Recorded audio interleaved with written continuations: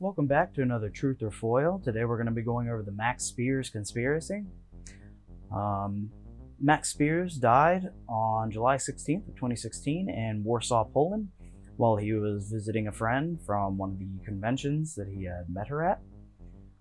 In a short documentary that was made by BBC on his death, his mother stated that she was concerned about Spiers' mental health prior to his death, and that she believed that he had gotten involved with the wrong crowd. A final video that was taken of Spiers before his death revealed that his mother interpreted these signs as substance abuse and intoxication. She had seen him in a similar state before in the past, after he had taken heroin. Another conspiracy theorist who was supposedly close to Spiers suggested that his drug use was controlled by aliens and that he was not the one that actually drugged himself.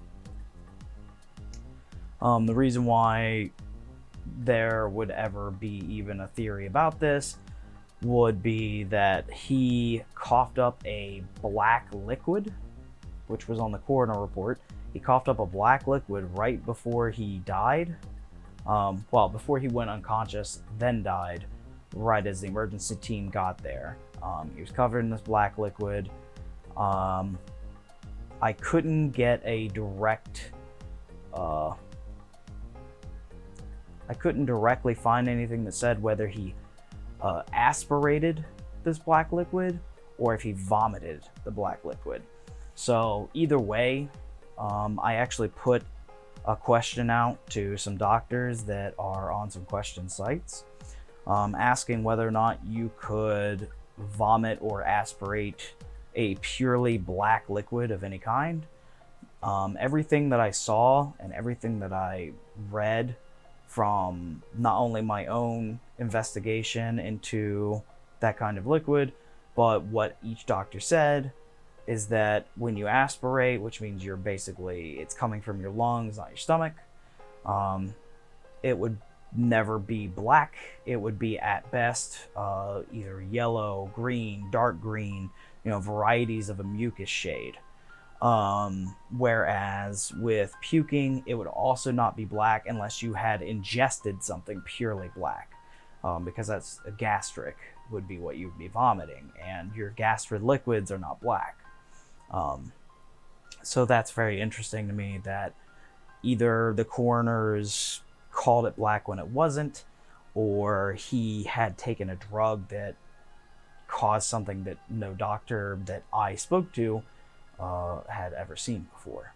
Spiers had been interested in conspiracy theories from a very young age. He later recalled various events, including an out-of-body experience which he used to justify different conspiracy theories, including the belief that he had been given supernatural powers at birth. At a conference given in Warsaw, Poland, he described the way he believed he was created and or born. Spiers also suffered from severe anxiety, which sometimes left him completely debilitated. Spiers believed in a variety of paranormal events, such as that he had been altered as a child to become a super soldier, which he apparently disliked the term super soldier, but that's what he was describing. It was basically a human being that was stronger and better, faster, smarter, just better in every way, which is super soldier. Spiers' credibility as a conspiracy theorist had been doubted by other conspiracy theorists, such as Adam Borowski from Radio Paranormalium, a Polish independent journalist who stated Spiers seemed to collect the research of others and present it as if it was his own, and that he had never proven any abilities related to his claims of being a super soldier at birth. While in the United States, he had an accident that ended up cracking his pelvis. From what I saw, it was just a car accident, but I actually couldn't find anything that directly stated what the accident was. So that could be something completely different, but I believe that it was a car accident. This led to a potent opiate pain relief that he became addicted to. He became unable to acquire a prescription for more opiates later on in months after the original prescription had run out, and Spiers began to take heroin. There are claims that Spiers relapsed in Poland, and a video taken shortly before his death seems to be a decent proving ground for this. According to his mother, he behaved as if he had been taking heroin again, and that he seemed intoxicated the last time they had spoke, a couple days before his death. So basically, around the time of his death, the summer of 2016, he had traveled to Warsaw to talk at a conference about a secret military program.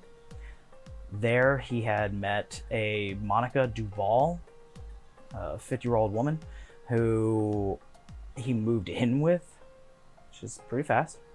2 months later, he was texting his mother claiming that he feared for his life and urging her to investigate if anything happened to him, which is fairly standard for pretty much every conspiracy theorist that thinks they're onto something, doesn't necessarily prove or disprove anything. According to the evidence presented at the inquest, Spiers and Duval had become lovers. They were traveling together on holiday to Cyprus with Duval's teenage daughter. While there, Duval bought a pharmacy's worth, an entire stock of the Turkish version of an anti-anxiety drug called Xanax. Pretty sure everybody's familiar with Xanax. Apparently this was done at Spiers' request. He asked her to do it. And after he realized it would be obtained without a prescription, Spiers was found to have taken about 10 of the tablets on the day that he had died, which is insanity. But at the same time, if he was actually scared and or worried for his life, then the fact that he already had anxiety, taking a bunch of anxiety pills, does kind of correlate, kind of matches up, even if it doesn't prove anything. Duval, who was the first person to attempt to resuscitate Spiers after he stopped breathing, said that she had noticed that he often was feeling ill while staying with her, and that sometimes he would feel really weak and he had a problem with focus and attention. She said that he had once spent a day in a deck chair in her garden, just completely unconscious. She added that she would have done anything to save him, though, that she really cared about him, and said that she was deeply in love with him.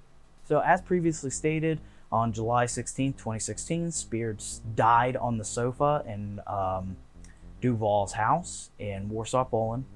And according to the Polish prosecutor handling the case, Spiers' friend called an ambulance, which Duval called an ambulance. A doctor attended the scene but was unable to revive Spiers. He did not take steps to inform the police about the incident. Information regarding Spiers' death did not reach the prosecutor's office until the 30th of August 2016, so quite a bit after. After his body had been handed over to the British authorities. Due to this, Polish authorities could not conduct an autopsy. And this is where we hit red flag number 2. The black liquid that currently is not explained is red flag number 1. Red flag number 2 is that for some reason, this Polish doctor who attended and found the man dead didn't send his body over or report the incident to the police. And it wasn't brought to the prosecutor's attention until August 30th, which, a month and a half later from when he died, it made it impossible to perform an autopsy. I need to research this a little bit more. I'm curious why a doctor showed up and not an emergency staff member. Maybe in Poland it's just different and doctors attend emergency situations like that. But it's kind of strange that also a doctor showed up. On August 30th of 2016, an investigation was launched into the circumstances surrounding Spiers' death. The investigation by the Polish authorities is looking into involuntary manslaughter of Spiers. In December of 2016, British authorities announced that they would launch an inquest into his death, which is a distinction from an investigation which is aimed to convict, not just to solve. A coroner told the inquest team that he was waiting to receive a report from the Polish authorities. As a result, the proceedings were adjourned until February 2017. The later report stated that he had died after taking the Turkish equivalent of Xanax and while suffering an pneumonia. On January 7th of 2019, the cause of Spiers' death was released as drugs and pneumonia complications. One person familiar with the world of conspiracy theories and how it operates is the author and journalist and broadcaster Nick Pope, who used to run the British government's UFO project at the Ministry of Defense. This man Pope, who is often accused of being part of the government and part of government cover-ups aimed at hiding the truth about UFOs, calls the theories which sprang up following the death of Spiers unfortunate, erroneous, but entirely predictable, branding the individuals within the community which continue to perpetrate such beliefs as enablers. The theory in the conspiracy theory community seems to be that he was assassinated by the powers that be. The theory in the conspiracy theory community seems to be that he was assassinated by the powers that be for getting too close to some truth or truths that the Illuminati, the New World Order, or whichever bad guy you want to pin the blame on didn't want revealed. It's faulty thinking, it's predictable, and the theories became better known after his death than before. So basically, this was all something that Pope had said. Basically, he was saying that because people want to see a conspiracy and there are some unexplainable events that they automatically connect the two, even if there's no correlation. He also said that there were no sinister men in black. It's a tragic case of a young man with a history of addiction, suffering from pneumonia and taking a variety of medications. It's a desperately sad story, but unfortunately not an unusual one. He's not wrong. I utterly condemn the lack of critical thinking here, not because it can only add to the family's distress, but the conspiracy theorists will also deny that they are doing this. Karen Douglas, a professor of the social psychology at the University of Kent, studies the beliefs within conspiracy theories and agrees with Pope that the finding of the inquest will simply fuel further rumors about Spiers' death. She studies demographic variables such as levels of education, age, and whether believers are part of the minority groups in the perpetrations of the conspiracy theories around topics such as anti-vaccinations and climate change skeptics.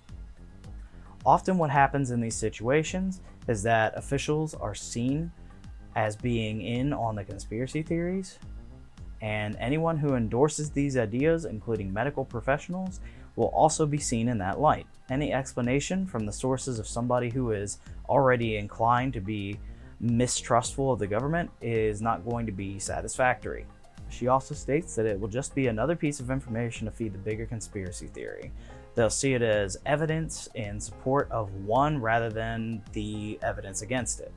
Pope says that he has found it impossible to dissuade people who hold on to such entrenched beliefs. I can't recall a single time where I've discussed anything, whether it's the moon landing, JFK, 9/11, or Princess Diana, and someone has turned around and said, you know what, I never thought of that.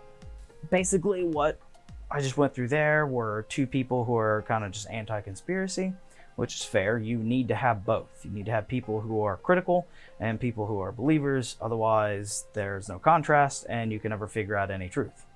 The issue here is that she kind of entrenched a lot of things together.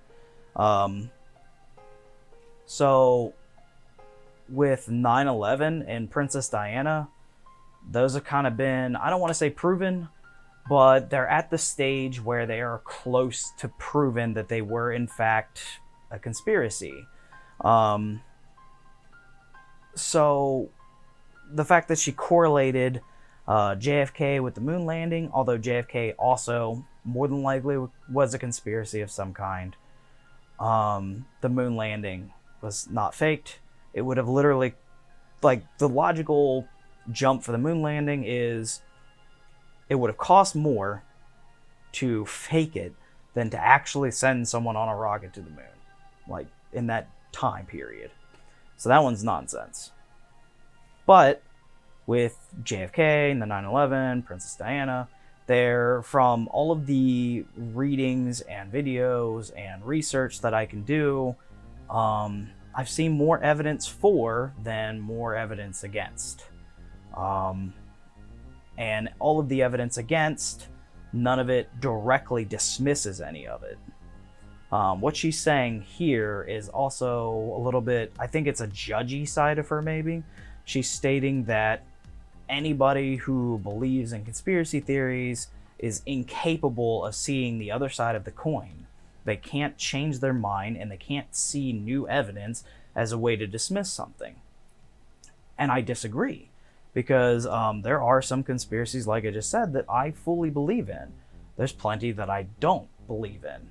And when I look at something, I try to look at it through an objective lens. When something's a red flag to me, it's a red flag to me. And then I try to disprove it. It's just like the black liquid that Spiers coughed up. The first thing I did is I started researching what is the causes of aspirating it? What is the causes of coughing it up? Or what is the causes of puking it up? What could have caused any of these? So I have to disagree with her that she thinks that conspiracy theories can't be objective and or learn from new evidence they hadn't seen before. If someone could directly disprove these to me, they would be disproven to me. But I see more evidence for than against. So for me, I try to look at it from both sides. I really, really do. Because some theories hold a lot of weight, and then some are just complete nonsense. And I don't ever want to just believe something simply because it's been ingrained in me. Back to Spiers, now that I've kind of evaluated and talked about Karen Douglas and Pope. For Spiers, the whole thing is, he comes across as a narcissist, and he comes across as somebody who absolutely would have been struggling with addiction and something like Xanax, where he would have had a lot of access to it without restrictions. It could be overwhelming for somebody who is in fact addicted to drugs. From what I know, Xanax is very addictive. So it's completely possible that he had an addiction. But when I talked to the different doctors and I asked everybody, that I looked up a bunch of different things. I talked to different doctors and I looked at it, and I couldn't find a reason why he would be aspirating or vomiting a pure black liquid. I couldn't find an explanation for it. So that's red flag number 1 to me. Red flag number 2 is, why didn't the doctor directly take his case to the prosecutor so that an autopsy could be done? He didn't have a cause of death until he got to that office. Like, they waited a month and a half to evaluate his death. That itself is actually very suspicious. However, I'm not familiar with how Poland handles deaths, suspicious deaths, manslaughter, any of it. I don't know how they handle that, so it could literally just be how they do things there. I don't know. I tried researching a lot of this, but I get a lot of mixed answers, so I have to chalk it up to I am not sure. So that one can technically be disproven in my eyes. As for the black liquid, maybe the Turkish Xanax had, with it being overused, had been given some weird property and did something phenomenally outrageous with the pneumonia that he had and caused him to aspirate a black liquid. I don't have a 100% way of disproving that one, so that one's still a red flag to me. But let's go ahead and get back down to the nitty gritty here. Is it truth or is it foil that he was killed by some sort of government agency because he had discovered some hidden truth? We got a couple things working for him and a couple things that are working against him. So, going for things that he had going for him, he had told his mother that he feared for his life and that she should investigate. That's one. He coughed up a black liquid when he shouldn't have, and I couldn't find a reason why that would have happened. That's 2. They didn't perform an autopsy on him, and they waited a month and a half to even assign a cause of death to him. That's 3, even though they had a doctor there to literally try to resuscitate him. He also said that he had proof that he had discovered something in terms of the government hiding UFOs. That's 4. Now, on the counter side, the black liquid could have been something that came from an insane interaction between the Turkish Xanax and the pneumonia. It's really hard to say what directly would have happened because that's such a obscure thing to have happen. So we can't be sure that that couldn't have been caused by that. And then you can't even take into account all the other variables that could have been present. What if he was chugging kombucha when he was, taking the Xanax and then had pneumonia? Like, there's a lot of things that could technically be present in that situation that could have caused such a mysterious circumstance. 2, pretty much every conspiracy theorist, when they start to feel really sick or they feel like they might die or they get really old, any of the circumstances, the first thing they do is they're like, if I die, investigate it. They tell their loved ones or their friends or family. They're like, investigate it if something happens to me. So that he inherently could have just said that because he felt like shit. Next, with the delay on doing the autopsy, it could have just been how that system works in Poland. I don't know why it would have taken a month and a half. I don't think that makes a lot of sense. I can't think of any office that works that way that would wait a month and a half. It seems very strange to me. That's probably the biggest thing that sticks out to me. It's just really weird that they would have waited a month and a half and then decided a cause of death. And then for the last one, where he said he had some sort of hidden truth about something that the government was hiding. That one's way too vague. It's that simple. It's very vague. You can't just say something vague in general like that and then call it a cause for something. So basically, to me, the fact that he didn't get to present the evidence, Duvall didn't have any of the evidence that he was talking about, and the investigation didn't find any evidence of his secret, I gotta dismiss that one entirely because it's vague. It's time for the flat out truth of foil. To me, foil. It seems entirely like foil. The only thing that's even suspicious is the delay on the autopsy and the black liquid that he coughed up.